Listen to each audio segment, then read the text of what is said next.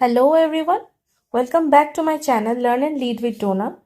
आज हम लोग देखने वाले हैं बोडोलैंड यूनिवर्सिटी का बीएड एंट्रेंस में पूछे जाने वाले टॉप 50 क्वेश्चंस। ठीक है, टॉप 50 क्वेश्चंस हम लोग देखने वाले हैं।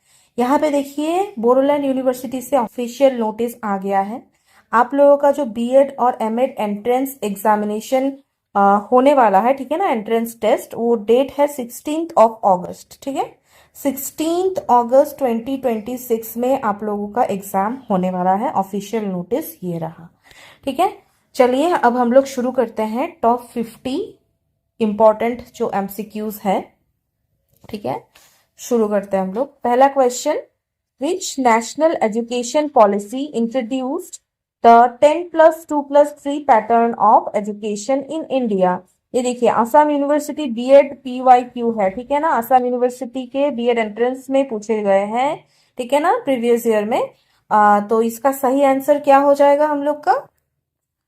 सही आंसर है ऑप्शन नंबर ए, NPE 1968। ठीक है, 1968 जो पॉलिसी है, ये सबसे पहला पॉलिसी है एजुकेशन का आफ्टर इंडिपेंडेंस। सबसे पहला एजुकेशन पॉलिसी है। ठीक है, और जो है इसके बाद आया था 1986 में। ठीक है, NPE 1986, इसी का जो रिवीजन था POA 1992। ठीक है, 1992, एंड फाइनली इसको रिप्लेस किया था 1986 का जो NPE था, इसको रिप्लेस कर दिया था NEP 2020 ने। ठीक है, और जो 1968 का जो ये पॉलिसी आया था, किसके रिकमेंडेशन पे?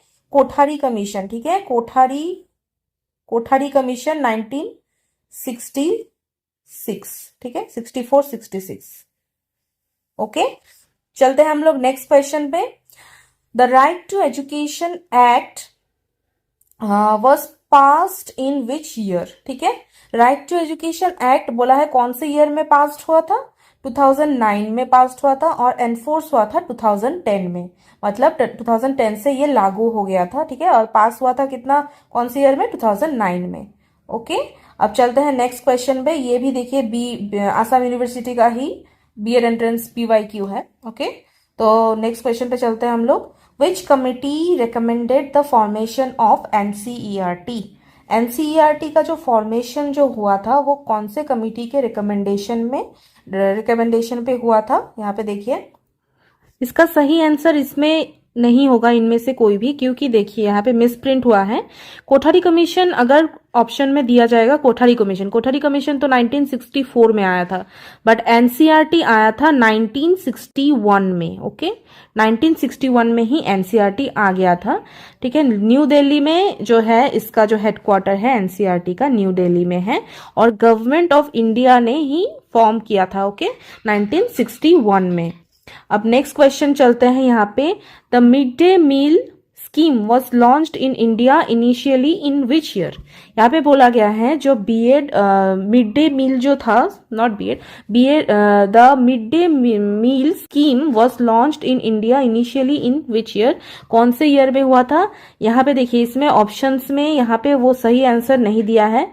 सही आंसर होगा 1995 में ही ये आ गया था। ठीक है, और जो इनिशियली जो स्टार्ट हुआ था, हम लोग बोल सकते हैं 2001 से, बट शुरू हो गया था कब?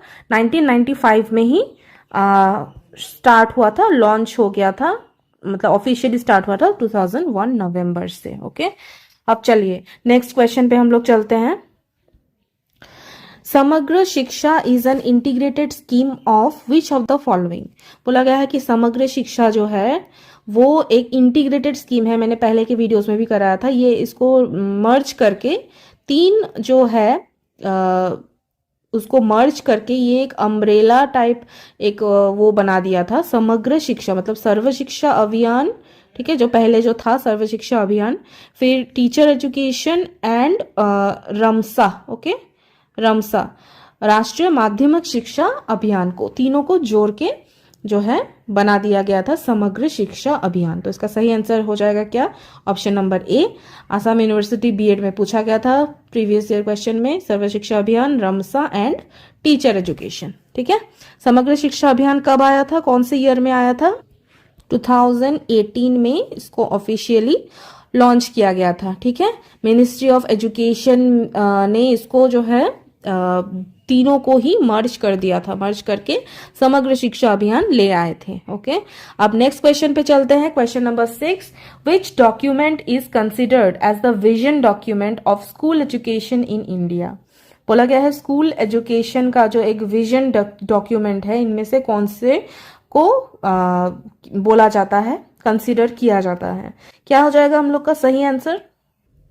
देखिए यहाँ पे सबसे पहले आया था एनसीएफ 2005, ठीक है, 2005। यहाँ पे तो एनसीएफ टी पहले ही कैंसिल हो जाएगा क्योंकि ये स्कूल एजुकेशन के बारे में नहीं है, टीचर एजुकेशन के बारे में है, ठीक है। National curriculum framework for teacher education जो 2009 में आया था, ठीक है। अभी सबसे जो न्यूएस्ट है एनईपी 2020 तो पॉलिसी है, ठीक है। इस पॉलिसी के अंडर ही आता है एनसीएफएसई 2023, सबसे न्यूएस्ट जो है, ठीक है, मतलब अभी का अगर पूछेगा तो एनसीएफएसई 2023 जो सबसे न्यूएस्ट है, एनसीईआरटी ने इसको बनाया। ओके, अब नेक्स्ट क्वेश्चन पे चलते हैं। अच्छे से आप लोग देख लीजिएगा, स्कूल एजुकेशन अगर पूछेगा तो ऑब्वियसली स्कूल एजुकेशन वाला ही करिकुलम होगा, एनसीएफटीई नहीं होगा, ठीक है। Question number 7, who is known as the father of Indian education. Indian education का जो फादर है किनको बोला जाता है? इसका सही आंसर हो जाएगा option number D, Lord Macaulay, ठीक है। लॉर्ड, अभी के टाइम में तो लॉर्ड पुट नहीं लगाते हैं, बट वही लॉर्ड मैकॉले। ओके, अगर यहाँ पे पूछा जाएगा बेसिक एजुकेशन के रिगार्डिंग अगर पूछा जाएगा कि कौन जाना जाते हैं बेसिक एजुकेशन से, तो उसका आंसर हो जाएगा महात्मा गांधी। ओके, अब नेक्स्ट क्वेश्चन पे चलते हैं। दीक्षा प्लेटफॉर्म जो है is associated with which of the following. बोला गया है जो दीक्षा प्लेटफॉर्म है वो कौन से इनमें से कौन से के साथ, किसके साथ एसोसिएटेड है? क्या हो जाएगा हम लोग का सही आंसर? ऑप्शन नंबर बी, ठीक है, DIKSHA, digital infrastructure for knowledge sharing, ठीक है, इसका फुल फॉर्म है दीक्षा का। स्कूल एजुकेशन के लिए ये एक ऑनलाइन प्लेटफॉर्म है, ठीक है, जहां पे स्कूल एजुकेशन का सारा कोर्सेज अवेलेबल है। अब नेक्स्ट क्वेश्चन पे चलते हैं। Question number 9, national curriculum framework for teacher education was released in which year. क्या हो जाएगा सही आंसर इनमें से? 2009 इज द करेक्ट आंसर, ठीक है। अभी नया एनसीएफटीई आ रहा है, ठीक है, एनसीटीई को दिया गया है नया एनसीएफटीई लाने का, ठीक है, टीचर एजुकेशन का। तो अभी तो पहला सब अभी तक जो है 2009 वाला ही चल रहा है, अभी नया वाला आएगा तो उसमें अप्लाई हो जाएगा, ठीक है। चलिए नेक्स्ट क्वेश्चन पे चलते हैं हम लोग। Question number 10, which body is responsible for the development of school education in India. बोला गया है स्कूल एजुकेशन के डेवलपमेंट के लिए इनमें से कौन सा होगा सही आंसर? एनसीईआरटी, ठीक है, याद रखिएगा। एनसीईआरटी जो है वो नेशनल लेवल मतलब सेंट्रल गवर्नमेंट पूरा ऑल ओवर इंडिया में ये लागू होता है, ठीक है। और जो एससीईआरटीज है वो हर स्टेट का होता है, ठीक है, स्टेट में वो करता है काम। एंड एनसीईआरटी ओवरऑल नेशन का एक जो वो है बॉडी है, ठीक है। नेशनल काउंसिल, क्या था इसका फुल फॉर्म?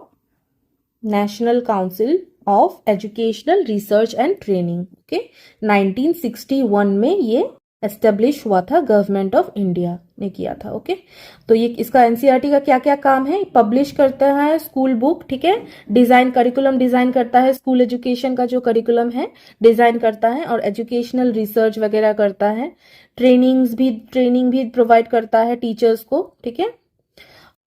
चलिए अब नेक्स्ट क्वेश्चन पे चलते हैं। Question number 11, which national curriculum framework is currently recommended for school education under NEP 2020? बोला गया है NEP 2020 के अंडर जो है अभी नया नेशनल करिकुलम फ्रेमवर्क कौन सा है जो रेकमेंड किया है NEP 2020 ने? क्या हो जाएगा हम लोग का सही answer? NCF for school education, मतलब बोल रहा है एनसीएफएसई के बारे में, ठीक है, 2023 में आया है, एनसीईआरटी ने इसको बनाया है, ठीक है। किसकी गाइडलाइन के मुताबिक? एनईपी 2020 ने रेकमेंड किया, ठीक है। अब चलिए यहाँ पे दिया है NCF for school education 2023। Question number 12, which organization developed the DIKSHA platform? DIKSHA platform, DIKSHA जो प्लेटफॉर्म है digital infrastructure for knowledge sharing, इस प्लेटफॉर्म को किस ऑर्गेनाइजेशन में ने डेवलप किया है, ठीक है। सही आंसर क्या हो जाएगा हम लोग का? एनसीईआरटी। एनसीईआरटी ने दीक्षा प्लेटफॉर्म को डेवलप किया है, ठीक है। 2017 में लॉन्च हुआ था, 5 सितंबर 2017 में, ठीक है। एनसीईआरटी ने इसको लॉन्च किया था। One nation one digital platform के नाम से ये जाना जाता है, ठीक है। चलिए अब नेक्स्ट क्वेश्चन पे चलते हैं हम लोग। क्वेश्चन नंबर 13, द परख performance assessment review and analysis of knowledge for holistic development. इसका फुल फॉर्म भी पूछ लिया जाता है, हर बार पूछा जाता है। आई होप इस बार भी पूछ लिया जाए तो आप अच्छा स्कोर कर ले, ठीक है। तो द परख जो है हैज बीन एस्टेब्लिश्ड अंडर, किसके अंडर एस्टेब्लिश हुआ है परख? ये भी एनसीईआरटी के अंडर ही, ठीक है। ये जो है परख अभी मतलब ये पूरा एसेस करेगा, परफॉर्मेंस को एसेस करेगा स्कूल एजुकेशन में, ठीक है। स्कूल एजुकेशन में परफॉर्मेंस एसेस करेगा, एनसीईआरटी ने ही इसको बनाया है। अब और एक बात है, ये एनईपी 2020 में ही इसको रिकमेंड किया था, ठीक है, बनाने के लिए। अब चलिए नेक्स्ट क्वेश्चन पे चलते हैं। विच पॉलिसी इंट्रोड्यूस्ड 5+3+4 करिकुलर स्ट्रक्चर? ये तो सब लोगों को पता होगा, एनईपी 2020 ने ही, ठीक है। इससे पहले 10+2+3 स्ट्रक्चर हम लोग का चल रहा था। Question number 15, which of the following is the apex regulatory body for teacher education? Teacher education का जो सबसे टॉप रेगुलेट करता है टीचर एजुकेशन को, वो कौन सा है? NCTE, national council for teacher education, ठीक है। एनसीटीई कब फॉर्म हुआ था? ये 1973 में एज अ एडवाइजरी बॉडी आया था, ठीक है। एडवाइजरी बॉडी गवर्नमेंट को, ठीक है, इंडियन गवर्नमेंट को, सेंट्रल गवर्नमेंट को ये जो है एडवाइस करता था रिगार्डिंग टीचर एजुकेशन, ठीक है। फिर जो क्या हुआ अराउंड 1995 आई थिंक, ठीक है, 1995 इसको स्टैट्यूटरी स्टेटस दे दिया गया, ठीक है, एनसीटीई को, ठीक है, NCTE. So the correct answer is NCTE. अब नेक्स्ट क्वेश्चन पे चलते हैं। Question number 16, the right to education act guarantees free and compulsory education for children of which age group? बोला गया है राइट टू एजुकेशन जो है वो गारंटी जो करता है free and compulsory education for children, कौन से ग्रुप का? 6 to 14 ईयर्स, ठीक है, हो जाएगा हम लोग का सही आंसर 6 to 14 ईयर्स। अब चलिए next question, which initiative under NEP 2020 aims to promote foundational literacy and numeracy? ये भी पूछा गया है, निपुण भारत मिशन, ठीक है, एनईपी 2020 के अंडर फाउंडेशनल लिटरेसी, इसका भी फुल फॉर्म पूछ लिया जाता है, FLN, ठीक है, FLN बोला जाएगा कि इसका फुल फॉर्म क्या है? तो इसका फुल फॉर्म है फाउंडेशनल लिटरेसी एंड न्यूमरेसी। इसका मतलब सिंपल सा है कि बच्चा ग्रेड 3 मतलब क्लास 3 तक आते आते उसको जो है बेसिक मैथ्स, ठीक है, बेसिक मैथ्स, अल्फाबेट्स वगैरह, वो मतलब बेसिक जो है प्रोनाउंसिएशन हो गया, अंडरस्टैंडिंग हो गया, उसको वो कर पाए अच्छे से, मतलब फाउंडेशन, एक बेसिक जो है, बेसिक फाउंडेशन जो है वो बन जाए बच्चा का, ताकि आगे फ्यूचर में जब वो क्लास हायर स्टडीज में उसको प्रॉब्लम ना हो, ठीक है। तो इसका मतलब क्या होता है? फाउंडेशनल लिटरेसी एंड न्यूमरेसी, निपुण भारत मिशन। चलिए नेक्स्ट क्वेश्चन पे चलते हैं हम लोग। पीएम श्री स्कूल्स, बोला गया है पीएम श्री स्कूल्स जो है वो कब लॉन्च किए गए हैं? इसका सही आंसर क्या हो जाएगा? 2022 में इसको लॉन्च किया गया था, ठीक है। इसका क्या की फोकस क्या है?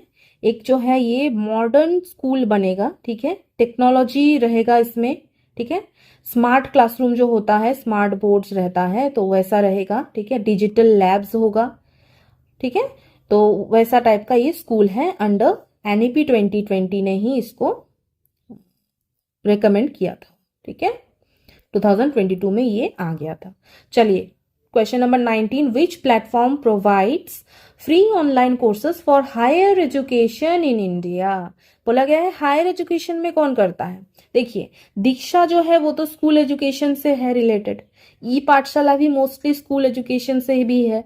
नेट के बारे में आपको पता है कि नहीं पता है वो छोड़ दीजिए, बट स्वयं जो है, स्वयं ये जो है हायर एजुकेशन से रिलेटेड है, फ्री ऑनलाइन कोर्सेज प्रोवाइड करता है एंड जो है ये सर्टिफिकेट भी प्रोवाइड करता है जो जिससे आपको क्रेडिट पॉइंट्स भी मिलते हैं जो आपके ABC academic bank of credits में जमा हो सकते हैं। ठीक है, चलिए अब नेक्स्ट क्वेश्चन पे चलते। पहले हम लोग ये NAD क्या होता है ये भी देख लेते हैं, इसका फुल फॉर्म क्या है, नेशनल एकेडमिक डिपोजिटरी। ठीक है, NAD का फुल फॉर्म, जिसको नहीं पता तो ऑब्वियसली जो स्वयं पता होगा तो यही हो जाएगा सही answer.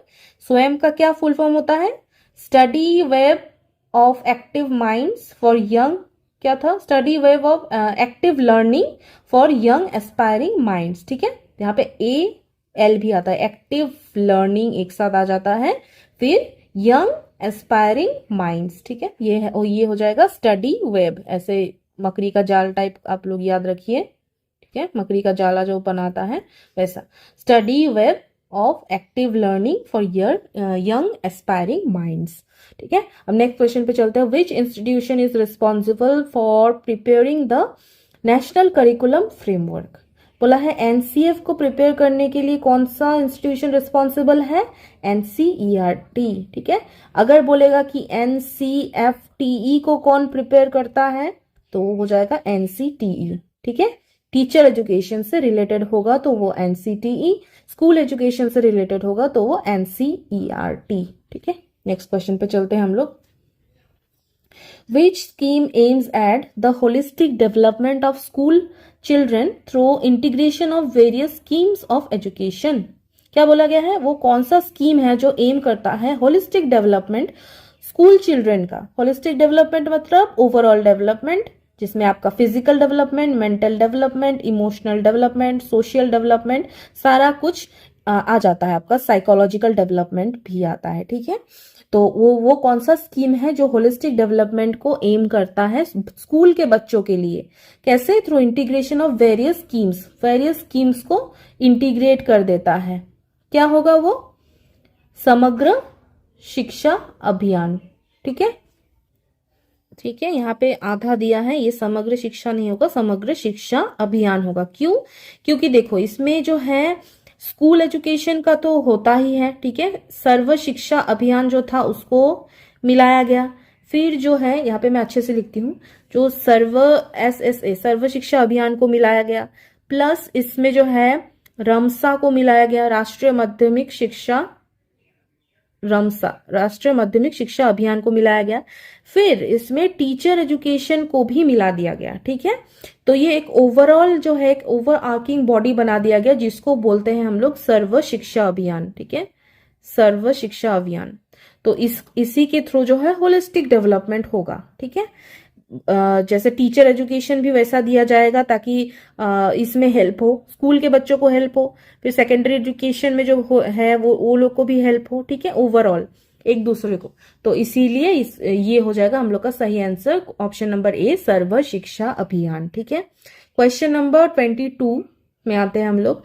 National education policy 2020 aims to achieve 100% gross enrolment ratio in school education by which year. बोला गया है नेशनल NEP 2020 जो बोला है कि ग्रॉस एनरोलमेंट GER जो अचीव करेगा 100% तक। ठीक है, स्कूल एजुकेशन में बोला गया है, तो वो कौन से ईयर तक का एम रख के आया है, ऑप्शन नंबर B हो जाएगा हम लोग का सही आंसर, 2035 तक। ठीक है, और जो है हायर एजुकेशन में जो है 50% का एम रखा है। ठीक है, कि 50% तक जो है GER को बढ़ाना है। ओके, अब नेक्स्ट क्वेश्चन पे चलते हैं। Which body conduct the national eligibility test for assistant professor and JRF। बोला गया है जो ये जो नेट एग्जाम जो होता है वो कौन सा जो है बॉडी कंडक्ट करवाता है, ये UGC कंडक्ट कराता है थ्रू एनटीए। ठीक है, एनटीए जो है वो एग्जाम को पूरा देखता है, कैसे क्या करना है एग्जाम्स को कंडक्ट, वो होता है, बट ओवरऑल जो है मेन जो बॉडी है वो यूजीसी ही है। ओके, अब चलिए नेक्स्ट क्वेश्चन पे चलते हैं हम लोग।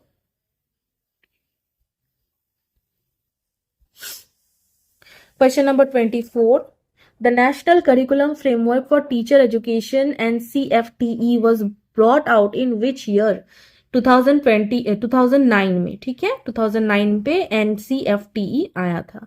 Question number 25, which initiative is launched by Government of India to ensure digital learning resources for school students? School students के लिए होगा तो क्या हो जाएगा ये, दीक्षा। ठीक है, ऐसे ही क्वेश्चंस आएंगे, इसीलिए मैंने टॉप 50 इस वीडियो में मैंने टॉप 50 क्वेश्चंस लिया है। ठीक है, आप लोग देखते रहते वीडियो जरूर लाइक जरूर कर दीजिएगा, शेयर कर दीजिएगा। ठीक है ना, ताकि मुझे भी थोड़ा सा मोटिवेशन मिले। क्वेश्चन नंबर 26 में चलते हैं। विच policy proposed the establishment of the national research foundation? ठीक है, एनआरएफ। एनआरएफ का कौन सा पॉलिसी के अंडर आता है? Option number C, national education policy 2020। ठीक है, एनआरएफ का फुल फॉर्म भी पूछ लिया जा सकता है, नेशनल रिसर्च फाउंडेशन। ठीक है, इसका भी, दीक्षा का भी फुल फॉर्म आ सकता है, स्वयं का भी आ सकता है। ठीक है, आप ये सब का भी फुल फॉर्म आप लोग देख लीजिएगा। एनसीएफटीई का भी आ सकता है फुल फॉर्म, यहाँ पे ईयर दिया है, हो सकता है फुल फॉर्म पूछ ले। ठीक है, या फिर ईयर ही पूछ ले। ओके, चलिए नेक्स्ट क्वेश्चन पे चलते हैं। Which of the following is one of the key principles of NEP 2020? NEP 2020 का की प्रिंसिपल क्या है इसमें से? देखिए, रोट लर्निंग तो होगा नहीं, ऑब्वियसली बी हो जाएगा। इक्विटेबल एंड इंक्लूसिव एजुकेशन, मतलब सबको इक्वल एजुकेशन प्रोवाइड करना है। ठीक है, एंड इंक्लूसिव एजुकेशन मतलब सेम टाइप का एजुकेशन सेम क्लासरूम में हर एक बच्चे को एक ही क्लासरूम में इंक्लूड किया जाए, इंक्लूसिव एजुकेशन उसको बोलते हैं। ठीक है, अब चलिए नेक्स्ट क्वेश्चन पे चलते हैं। Question number 28, the minimum educational qualification for admission to the 4-year integrated B Ed programme is? क्या है? जो अभी जो आईटेप कोर्सेज आया है, ITEP आईटेप कोर्सेज जो आया है NEP 2020 के अंडर, ठीक है, इंटीग्रेटेड टीचर एजुकेशन प्रोग्राम। ठीक है, आईटेप का फुल फॉर्म है, ये भी पूछा जा सकता है। तो टीचर एजुकेशन का एक इंटीग्रेटेड प्रोग्राम है, 4 साल का होता है। ठीक है, यहाँ पे दिया है 4-year इंटीग्रेटेड बीएड प्रोग्राम है।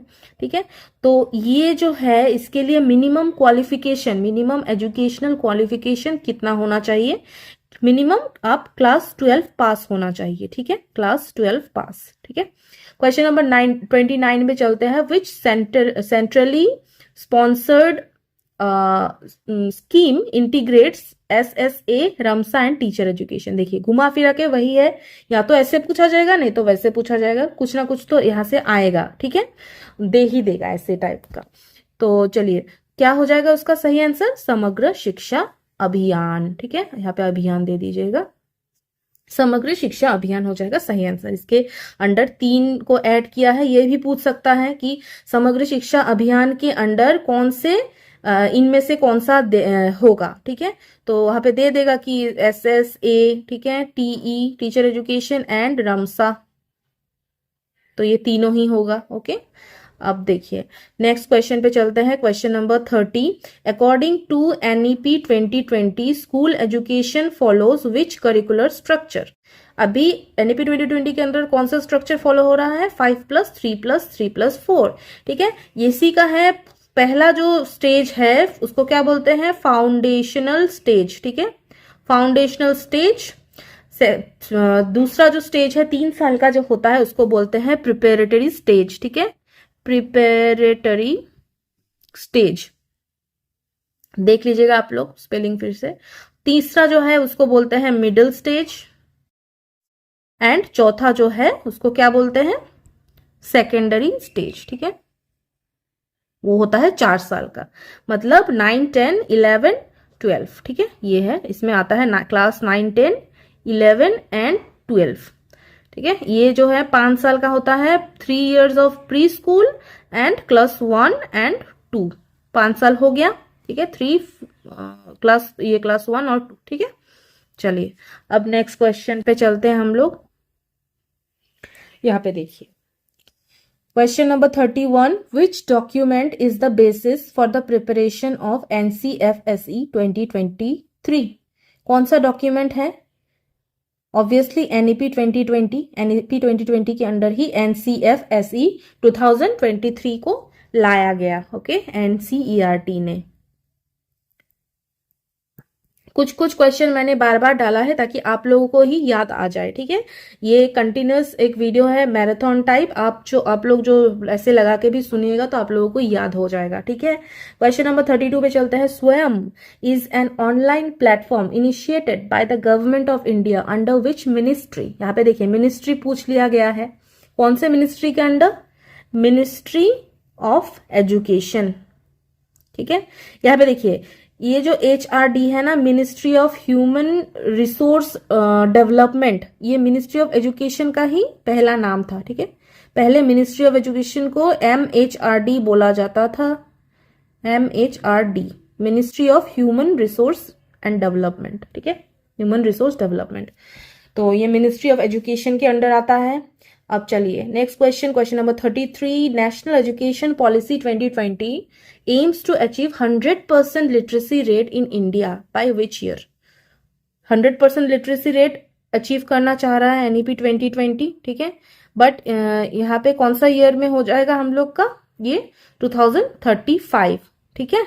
2035 तक में ये 100% करना चाह रहा है। यहाँ पे एक करेक्शन कर लीजिएगा, 2030 ये होगा, ठीक है ना। 2035 जो होगा वो हायर एजुकेशन का, ठीक है। यहाँ पे 100% लिटरेसी, यूथ लिटरेसी का भी बात हो रहा है, ठीक है, और स्कूल्स में भी। तो ये हो जाएगा 2030, यहाँ पे करेक्शन कर लीजिएगा। नेक्स्ट क्वेश्चन पे हम लोग चलते हैं।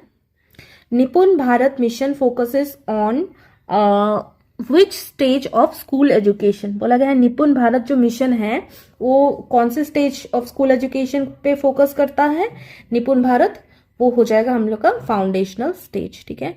निपुण भारत मिशन जो है वो FLN पे फोकस करता है, मतलब फाउंडेशनल लिटरेसी एंड न्यूमरेसी। जैसे मैंने आपको समझाया था कि क्या होता है foundational literacy and numeracy. Grade 3 तक उसको, हर बच्चे को ग्रेड 3 में, मतलब क्लास 3 तक पहुंचते पहुंचते बेसिक फाउंडेशन जो है उसका पूरा सेट हो जाना चाहिए, ठीक है। लिटरेसी में भी, मतलब अंडरस्टैंडिंग में, पढ़ने में, ठीक है, कुछ प्रोनाउंस करने में, और न्यूमरेसी नंबर्स में। जैसे बेसिक होता है एडिशन, सब्सट्रैक्शन, ये सब बच्चा को अच्छे से आना चाहिए। तो वो फाउंडेशनल स्टेज के लिए है निपुण Bharat mission. Okay, next question पे चलते हैं। Question number 35, which act makes education a fundamental right for children in the age group of 6 to 14 years?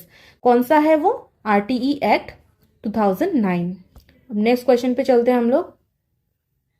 यहाँ पे देखिए, the national council for teacher education was established in which year? बोला गया है कि जो national council of teacher education वो कौन सी ईयर में एस्टेब्लिश हुआ था? देखिए यहाँ पे एक करेक्शन आप लोग कर लीजिएगा। यहाँ पे मैं लिख दे रही हूँ, जो NCTE है, ठीक है, वो पहले तो एस्टेब्लिश हो गया था 1973 में ही ये आ गया था, ठीक है, एज एन एडवाइजरी बॉडी। पहले स्लाइड में भी मैंने कराया, एज एन एडवाइजरी बॉडी जो कि गवर्नमेंट ऑफ इंडिया को एडवाइज करता है रिगार्डिंग टीचर एजुकेशन, ठीक है। बट 1995 में, ठीक है, यहाँ पे दिया है 1995 में, ऑप्शन नंबर बी, ये जो है स्टैट्यूटरी स्टेटस मिला था, ठीक है, स्टैट्यूटरी स्टेटस मिल गया था। मतलब ये जो है कुछ भी डिसीजन होगा, कॉन्स्टिट्यूशनल राइट एक टाइप का उसको मिल जाता है इस बॉडी को, जो रिगार्डिंग टीचर एजुकेशन ये कुछ भी डिसीजंस ले सकते हैं, ठीक है। तो 1995 में ये स्टैट्यूटरी स्टेटस मिला था, ये याद रखिएगा। अगर पूछा जाएगा कि कौन से ईयर में एस्टेब्लिश हुआ था तो वो 1973 ही होगा, ठीक है। और स्टैट्यूटरी स्टेटस कब मिला था? 1995 में, ठीक है। चलिए अब आगे बढ़ते हैं हम लोग। Which component is not covered under Samagra Shiksha? ठीक है, समग्र शिक्षा अभियान बोला है, इनमें से कौन सा जो है वो इंक्लूड नहीं किया गया है? क्या हो जाएगा हम लोग का सही आंसर? Option number C, higher education जो है वो इंक्लूड नहीं है। क्या क्या इंक्लूड है? स्कूल एजुकेशन तो है, जिसमें सर्व शिक्षा अभियान जो था, ठीक है, सर्व शिक्षा अभियान स्कूल एजुकेशन का ही था। एंड रमसा राष्ट्रीय माध्यमिक शिक्षा मतलब सेकेंडरी एजुकेशन भी था, बट हायर एजुकेशन का कोई बात उसमें नहीं हुआ था, ठीक है, हायर एजुकेशन में नहीं था। सर्व शिक्षा मतलब स्कूल एजुकेशन था, टीचर एजुकेशन था, ठीक है, और यहाँ पे क्या होता है वो रमसा राष्ट्रीय माध्यमिक शिक्षा अभियान वो भी ऐड कर लिया गया था, ठीक है। तो इसमें हायर एजुकेशन इंक्लूडेड नहीं होगा, ये आप काट दीजिए, ये भी नहीं था इसमें। इंक्लूसिव एजुकेशन का बाद बहुत बाद में आया एनईपी 2020 में, ठीक है। चलिए नेक्स्ट क्वेश्चन पे चलते हैं हम लोग। देखिए question number 38, PM Shri schools aim at developing schools that exhibit which of the following qualities? क्या क्वालिटीज होना चाहिए पीएम श्री स्कूल्स में, ठीक है। मैंने पहले भी बोला कि वो ऐसा स्कूल होगा जिसमें जो है ना सारा मॉडर्न जो टेक्नोलॉजी होगा उसमें, ठीक है, जैसे स्मार्ट बोर्ड्स लगा रहेगा, लैब्स में भी जो है ऑनलाइन वो सब कुछ, इलेक्ट्रिसिटी हो गया, इंटरनेट हो गया, इंटरनेट कनेक्टिविटी सही रहेगा, ठीक है, और होलिस्टिक डेवलपमेंट के लिए तो क्या हो जाएगा यहाँ पे modern well equipped and holistic development schools, ठीक है, ये क्वालिटीज होना चाहिए उसी को पीएम श्री स्कूल्स होगा, ठीक है वो। एंड क्वेश्चन नंबर 39 में चलते हैं next, which of the following is not one of the components of 5+3+3+4 structure, बोला गया है इनमें से कौन सा नहीं है। देखिए मैंने आपको बताया था क्या क्या था, फाउंडेशनल स्टेज, प्रिपरेटरी स्टेज, ठीक है, और जो है इंटरमीडिएट स्टेज नहीं, उसमें जो है ये गलत है, ठीक है, फाउंडेशनल स्टेज, प्रिपरेटरी स्टेज, यहाँ पे मिडिल स्टेज होगा, ठीक है, सही कर लीजिएगा, मिडिल स्टेज। एंड ये जो पोस्ट ग्रेजुएशन स्टेज है ना ये नहीं था, ठीक है, पोस्ट ग्रेजुएशन स्टेज बोल के कुछ नहीं था, इसमें क्या हो जाएगा हम लोग का सेकेंडरी स्टेज, सेकेंडरी स्टेज, ठीक है, मेरे हैंड राइटिंग पे मत जाइए, ठीक है सेकेंडरी स्टेज हो जाएगा सही, उसमें ऐड होगा, ठीक है, पोस्ट ग्रेजुएशन स्टेज बोल के नहीं था, ठीक है। चलिए अब नेक्स्ट क्वेश्चन पे चलते हैं हम लोग। यहाँ पे क्या दिया है question number 14, the main aim of NEP 2020 is to develop which type of individual, बोला है कि एनईपी 2020 का जो मेन एम क्या है, जो कौन से इंडिविजुअल को डेवलप करने के लिए है, कौन से टाइप का इंडिविजुअल होना चाहिए वो। देखिए holistic, ethical and responsible citizens होना चाहिए, खाली एकेडमिकली टैलेंटेड होने से नहीं होगा, ओनली जॉब सीकर्स नहीं होगा, मतलब जिसको खाली जॉब चाहिए वैसा इंडिविजुअल होने से नहीं होगा, खाली टेक्निकली स्किल्ड होने से नहीं होगा, ठीक है ना, आपको एथिकल होना पड़ेगा, ठीक है, आपको रिस्पॉन्सिबल होना पड़ेगा, होलिस्टिकली आपको मतलब पूरा जो है ओवरऑल आपका डेवलपमेंट होना होगा, ठीक है, वैसा टाइप का इंडिविजुअल बनाने का जो है एम रखता है एनईपी 2020, ओके। अब चलिए नेक्स्ट क्वेश्चन पे चलते हैं फटाफट, और 10 क्वेश्चंस हैं हम लोगों का, जल्दी से कर लीजिए, और लाइक जरूर कर दीजिएगा आप लोग, ठीक है, लाइक करिएगा, कमेंट करके बताइएगा, ठीक है। चलिए नेक्स्ट क्वेश्चन पे, question number 41, the university grants commission was established in which year. देखिए यहाँ पे एक छोटा सा करेक्शन करना पड़ेगा, यूजीसी जो था वो एस्टेब्लिश हो गया था 1953 में ही, ओके, बट इसको स्टैट्यूटरी स्टेटस 1956 में मिला, जैसे कि मैंने एनसीटीई के बारे में बोला था वैसे ही यहाँ पे भी यूजीसी जो है यूनिवर्सिटी ग्रांट्स कमीशन ये 1953 में आ गया था।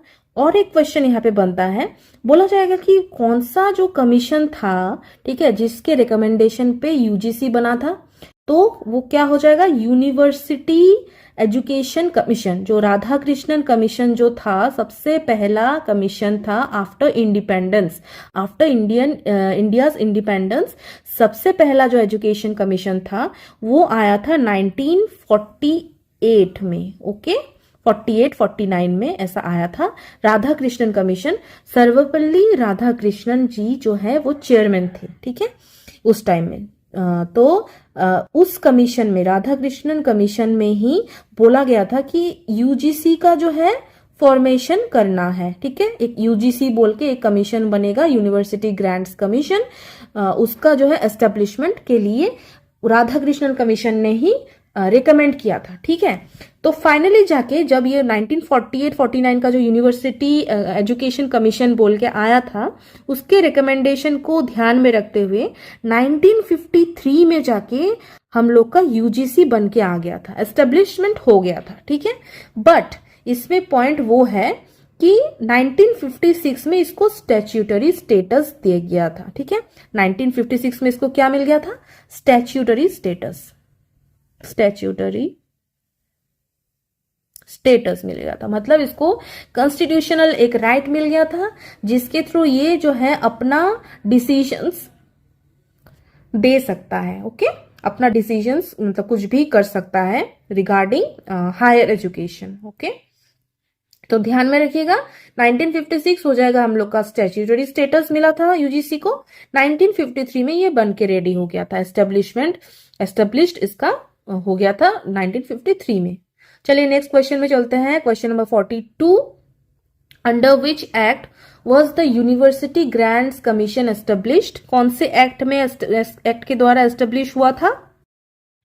इसका सही आंसर हो जाएगा यूजीसी एक्ट 1956। मतलब ये स्टैट्यूटरी स्टेटस का ही बात बोल रहा है। एस्टेब्लिशमेंट तो 53 में हो गया था, बट इस एक्ट के द्वारा पार्लियामेंट में ये पास हुआ था। ठीक है ना, university act, UGC university grants commission act 1956, जिसके थ्रू उसको यूजीसी को स्टैट्यूटरी स्टेटस मिल गया था। ठीक है, अब नेक्स्ट क्वेश्चन पे हम लोग चलते हैं। Question number 43, who is the chairman of university grants commission? UGC का चेयरमैन कौन होता है? देखिए यहाँ पे ऑप्शंस मिसप्रिंट हो गया था, तो मैंने इसको काट दिया, इसको हटा दिया। इसका सही आंसर हो जाएगा अभी का जो करंट हेड अभी का अगर पूछ लिया जाएगा कि यूनिवर्सिटी ग्रांट्स कमीशन का प्रेजेंट चेयरपर्सन कौन है, तो हो जाएगा डॉक्टर विनीत जोशी। ठीक है, डॉक्टर विनीत जोशी। पहले का कौन था? इससे पहले विनीत जोशी से पहले प्रोफेसर ममिदला जगदेश कुमार। ठीक है, अभी का है विनीत जोशी। यहाँ पे फिर से लिख देती हूं मैं रेड से, विनीत जोशी। ओके, चलिए नेक्स्ट क्वेश्चन पे हम लोग चलते हैं। Question number 44, which of the following is not a function of UGC? बोला गया है कि यूजीसी का जो है कौन सा इसमें से फंक्शन नहीं होता है। एक चीज आप लोग ध्यान में रखिएगा कि यूजीसी जो है ना वो हायर एजुकेशन से रिलेटेड ही है, ना ही स्कूल एजुकेशन, ना ही टीचर एजुकेशन, वो सब से रिलेटेड नहीं है। हायर एजुकेशन और टीचर एजुकेशन में भी इम्पैक्ट डालता है। ठीक है, क्योंकि टीचर एजुकेशन भी आप अगर करोगे तो जैसे आप लोग को बीएड करना होगा या फिर कुछ भी करना होगा, उसमें यूजीसी का इन्वॉल्वमेंट तो होगा ही, क्योंकि यूनिवर्सिटीज से रिलेटेड है। ठीक है, तो यहाँ पे जो है स्कूल एजुकेशन से कोई रिलेशन इसका नहीं है। हायर एजुकेशन का ये मेंटेन करता है स्टैंडर्ड। ठीक है, एलोकेट करता है, ग्रांट्स प्रोवाइड करता है यूनिवर्सिटीज को। ठीक है, और प्रोमोटिंग रिसर्च को भी प्रमोट करता है यूनिवर्सिटीज में। तो सही आंसर हम लोग का क्या हो जाएगा? कंडक्टिंग स्कूल लेवल एग्जामिनेशन, ये जो है नहीं होता है। ठीक है, ये जो है यूजीसी का फंक्शन नहीं है, स्कूल लेवल एग्जामिनेशन नहीं होता है। यूनिवर्सिटी ग्रांट्स कमीशन जो है यूनिवर्सिटीज से ही रिलेटेड होता है। ठीक है, यूनिवर्सिटीज को ही ग्रांट्स प्रोवाइड करता है, उसमें रिसर्च को प्रमोट करता है। ठीक है, एनकरेज करता है, और स्टैंडर्ड को, हायर एजुकेशन का जो स्टैंडर्ड है उसको मेंटेन करके चलता है। यूजीसी का यही काम है। ओके, चलिए नेक्स्ट क्वेश्चन पे हम लोग चलते हैं। The national council of educational research and training was established in which year? क्या हो जाएगा सही आंसर? ऑप्शन नंबर सी, 1961 में ही एस्टेब्लिशमेंट हुआ था। कौन से डेट में? इसका डेट क्या होगा? हम 1 सितंबर को। ठीक है, 1 सितंबर 1961 में इसका एस्टेब्लिशमेंट हुआ था। ठीक है, टोटल जो है सेवन जो गवर्नमेंट ऑर्गेनाइजेशंस है, 7 गवर्नमेंट ऑर्गेनाइजेशंस को मर्ज करके 1961 में गवर्नमेंट ऑफ इंडिया ने एनसीईआरटी बना दिया था। ठीक है, स्कूल एजुकेशन से रिलेटेड हर कुछ देखता है ये। अब इसका फुल फॉर्म में ही देखिए, national council of educational research and training. Educational research मतलब एजुकेशन में रिसर्च करेगा, टीचर्स को ट्रेनिंग प्रोवाइड करेगा। ठीक है, ट्रेनिंग देगा, बुक्स लाएगा, ठीक है। सिलेबस डिसाइड करेगा, करिकुलम डिसाइड करेगा, ओके, स्कूल एजुकेशन से रिलेटेड। अब नेक्स्ट क्वेश्चन पे हम लोग चलते हैं। NCERT functions under the administrative control of which ministry? कौन से मिनिस्ट्री के अंडर रहता है? Ministry of education. At present ministry of education को ह्यूमन रिसोर्स डेवलपमेंट जो पहले का नाम था एजुकेशन का, मिनिस्ट्री ऑफ एजुकेशन का, अभी मिनिस्ट्री ऑफ एजुकेशन ही बोला जाता है। Option number A is the correct answer. चलिए नेक्स्ट क्वेश्चन पे चलते हैं हम लोग। यहां पे देखिए, which of the following is the headquarters of NCERT? NCERT का जो है कहाँ पे है हेडक्वार्टर, ये यही बोलना चाह रहा है। एनसीईआरटी का हेडक्वार्टर हो जाएगा new Delhi, okay, new Delhi में हेडक्वार्टर है, ठीक है। ये भी पूछा जाता है, फ्रीक्वेंटली पूछा जाता है, ठीक है। Question number 48, the national council for teacher education NCTE was established under which act? कौन से एक्ट में एस्टेब्लिश हुआ था? देखिए इसको वही स्टैच्यूटरी जो स्टेटस है उसी का बात हो रहा है। 1993 में एनसीटीई एक्ट 1993 के द्वारा जो है एनसीटीई को स्टैच्यूटरी स्टेटस दे दिया गया था। फाइनली कौन से ईयर में मिल गया था? 1995, ठीक है। 1995 में स्टैच्यूटरी स्टेटस मिला था। 1973 में, मैं फिर से रिपीट कर दे रही हूँ, कंफ्यूज नहीं होना है, ठीक है ना, इसमें कंफ्यूजन एकदम नहीं रखना है। 1973 में ये एडवाइजरी बॉडी था, मतलब उसमें कुछ पावर नहीं था, खाली वो एडवाइस करेगा, ठीक है। बट 1995 में जो है उसको पावर दे दिया गया, ठीक है, ये एक्ट के द्वारा। इसमें 1993 में एक एक्ट पास हुआ था, एनसीटीई एक्ट, पार्लियामेंट में, ओके। 1993 इसीलिए है। फिर फाइनली जो है बन के कब आ गया था, उसको पावर कौन से ईयर में मिल गया था? 1995 में फाइनली उसको बना दिया गया था, एक जो है ना वो स्टैच्यूटरी स्टेटस दे दिया गया था, ठीक है।